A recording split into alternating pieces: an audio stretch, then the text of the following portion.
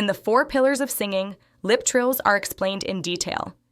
Let's take a moment to explore what they are and why they matter.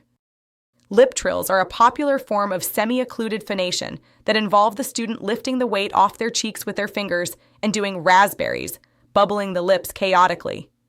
While this is an effective method for warming up because it balances respiration nicely, it is not preferred at TVS because it does nothing to build vocal twang, which is the fundamental and critical component of your vocal technique and capabilities.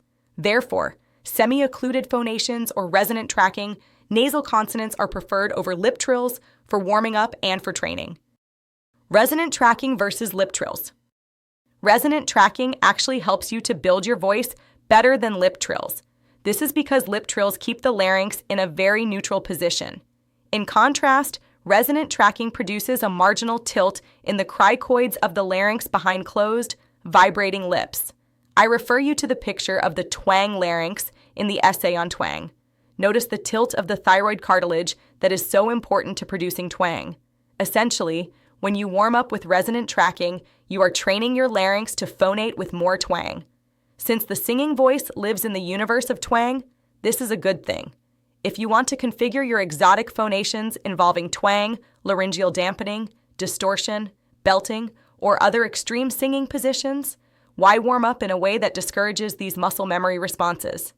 Cutting to the chase, as I pointed out in the Setting the Record Straight section of this book, keeping your larynx in a neutral position is not going to develop your ability to bridge with power and to connect in a huge way in your head voice.